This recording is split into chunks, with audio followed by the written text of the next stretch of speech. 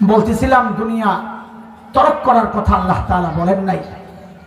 আল্লাহ তাআলা যা চাচ্ছেন দুনিয়াকে প্রাধান্য না দেওয়া, দুনিয়ার জন্য আখিরাত বরবাদ না করা, আখিরাতকে দুনিয়ার উপরে প্রাধান্য দেওয়া। নবী বলেছেন সাল্লাল্লাহু আলাইহি ওয়াসাল্লাম, কুনু মিন আবনাইল আখিরাহ ওয়া লা তাকুনু মিন আবনাইদ দুনিয়া ফাআসিরু মা ইয়াবকা আলা মা ইয়াফনা।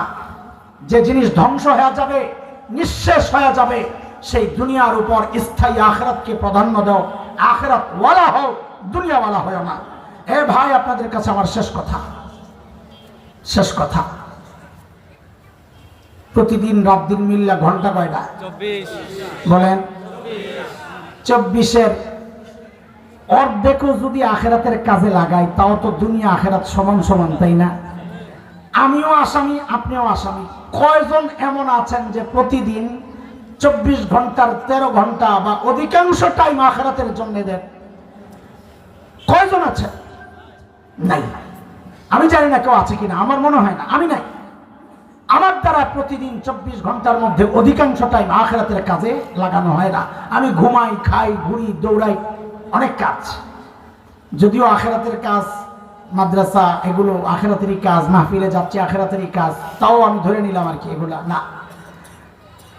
আপনাদের অবস্থা বলেন।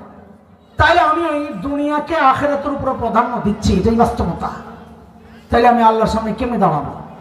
ভয় পেয়েন না, আমি আপনাদেরকে এই কথাগুলো বলছি ভয় দূর করার জন্যে। আখিরাত প্রাধান্য দেওয়ার কথা আসছে কোরআনে, আখিরাতকে প্রাধান্য দেওয়ার কথা আসছে হাদিসে। আখিরাতকে প্রাধান্য দেওয়া তো তখনই বোঝা যাবে যখন দুনিয়ার যে টাইম আমি ব্যবহার করি, খরচ করি, তার চেয়ে বেশি টাইম, বেশি সময় আমি ব্যয় করি আখিরাতের জন্য। তাইলে না বোঝা যাবে আমি আখিরাতকে প্রাধান্য দিছি, ঠিক কিনা?